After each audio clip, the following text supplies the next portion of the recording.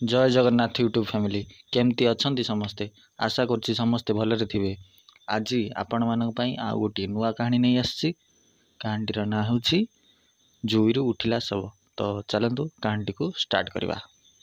JJ आज गोटे कहानी कुह शुणा को भल लगुव जानिबा भली होइथिबो ओ समस्ते बुझी पारुथिबे। आरे नातिया खाली कहानी कुह कहूछ किछि मने रखुछ ना कोन? हाँ जेजेबापा आमे शुणी मन रखुछु। कहूछि तेबे शुण। गोटिए गाँव रे दुई जण बंधु थिले।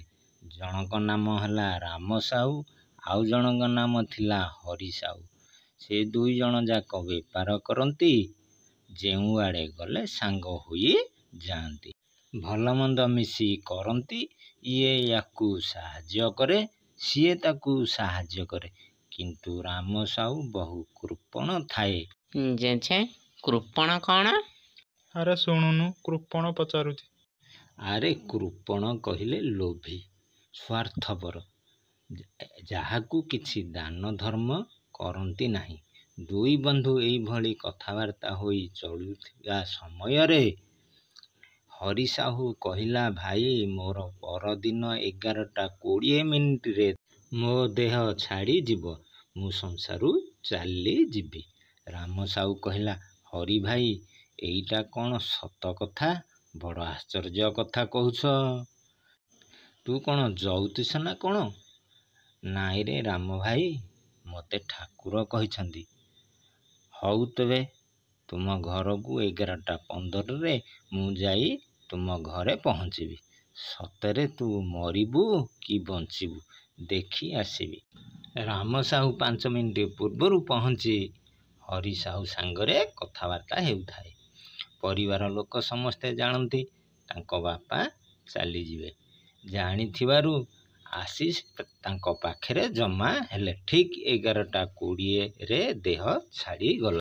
घर लोक कांदबारी कलिले। सही समय गाँवर लोक आसिले एवं माल डाकी शमशान को नहीं दाहा कले।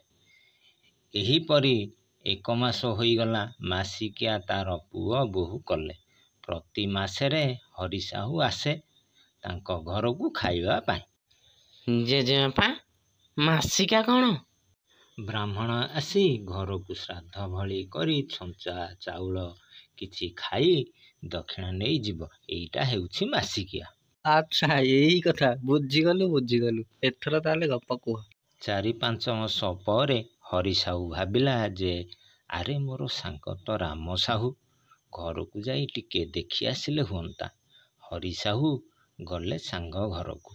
राम साहू हरि साहू को देखी कहिले, आरे हरि भाई तू तो चली जाइथिलु, आसिलु किपरि?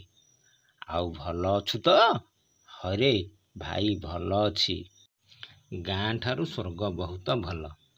आरे भाई आसे मो खट उपरे बसे दीपद कथा हेबा। आमे तो प्रेत होई जाइछु, मु कौन तू पाखरे बसी पारिबी?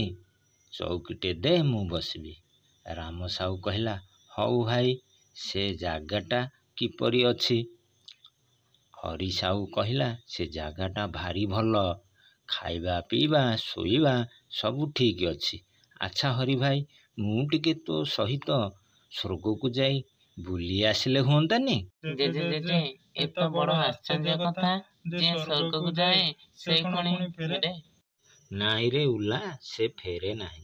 राम साहू स्वर्ग को जिबा कथा सुनी हरि साहू कहिला, आरे भाई एथर नुहे, मु आर मासेरे आसिले तू तुम घर लोकन को कहिथबु जे मु स्वर्ग को जाई बुली आसीबी, तापरे तुमे मो सांगेरे जीबू। आर मासेरे हरि साहू आसिला, कहिला भाई एथर आसे जीबा। राम साहू तार ब्याग मुणी धरी घर लोकन को कहिला, आरे मु स्वर्ग को जाउछि, मोर शरीर को साइती रखिथिबो, मु आसिले ताहापरे जहा हेबो। दुई सांग घरू चली जीबा परे घर लोक कांदबाली कले। गाँ लोक आसिले, तुमर बापा चली गले, एथर शमशान को नहीं जीवा, किंतु घर लोक मना कले। बापा कही जाइछंदी ମୁଁ ଆଜି ରାତ୍ରରେ ଫେରିବି। ତୁମେ ସେତେବେଳେ ପର୍ଯ୍ୟନ୍ତ ଅପେକ୍ଷା କରିଥିବ। ରାମ ସାହୁ ତ ମରିଯାଇଛନ୍ତି, ତାଙ୍କୁ ତ ମଶାଣିକି ନେଇଯିବା କଥା, ନେଲେ ନାହିଁ କ'ଣ ପାଇଁ ଜେଜେ? ଆରେ ସେ ଫେରି ଯିବା ବୋଲି କହିଥିବାରୁ ଏପଟରେ ଦୁଇ ସାଙ୍ଗ ଚାଲିଥାନ୍ତି। ସ୍ୱର୍ଗକୁ ଯିବା ପୂର୍ବରୁ 3ଟି ଗେଟ୍ ପଡ଼ିଥାଏ। ସେହି ଗେଟ୍ରେ ଜଗୁଆଳି ଜଗିଥାନ୍ତି। 2 ଜଣ ଯାକ ପହଞ୍ଚିଗଲେ ପ୍ରଥମ ଗେଟ୍ରେ। ଜଗୁଆଳି ହରି ସାହୁକୁ ଛାଡ଼ିଦେଲା, କିନ୍ତୁ ରାମ ସାହୁକୁ ନ ଛାଡ଼ି ଠିଆ କଲା। ସେ ପରା ମୋର ସାଙ୍ଗ। ନା, ତୁମକୁ ଛଡ଼ାଯିବ ନାହିଁ। ତୁମେ ତୁମର ପୁଅ ବାହାଘର ସମୟରେ କେତୋଟି ଛେଳି କାଟିଥିଲ? ରାମ ସାହୁ କହିଲା, 4ଟି। ପାପ କରିଛ ତମେ, ପାପର ପ୍ରତିଶୋଧ ନିଆଯିବ। ରାମ ସାହୁର 4ଟା ଆଙ୍ଗୁଠି କାଟିଦେଲେ, ତାପରେ ଛାଡ଼ିଲେ। 2ୟ ଗେଟ୍ ପୁଣି ଜଗିଲେ। ତୁମେ କାହାକୁ କିଛି ଦାନ ଧର୍ମ କରିନାହଁ, ଏଥିରେ ଖାଇବା ଜିନିଷ ଦିଆଯାଏ, ତୁମକୁ ଦିଆଯିବ ନାହିଁ। ଉପବାସ ରୁହ। 3ୟ ଗେଟକୁ ଗଲେ। ପାଞ୍ଜି ଦେଖିଲେ, କହିଲେ, ତୁମେ 90 ଭାଗ ପାପ କରିଛ, ତୁମକୁ ତେଲ କଡ଼େଇରେ ପକାଇ ବାହାର କରାଯିବ। ସବୁ ଦୋଷ ପାପ କଟିଯିବ।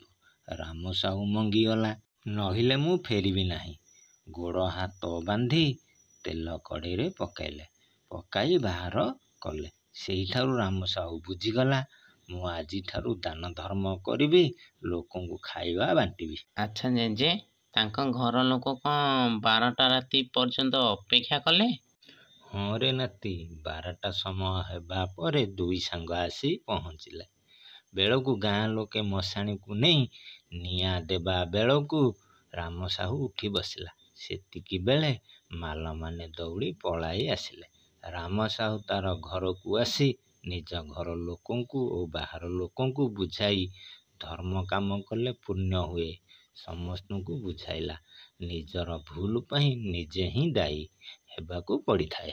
ତ ଦର୍ଶକ ବନ୍ଧୁ, କାହାଣୀଟି ଭଲ ଲାଗିଥିଲେ ଚ୍ୟାନେଲକୁ ଲାଇକ୍, ସେୟାର, ସବସ୍କ୍ରାଇବ୍ କରିବେ।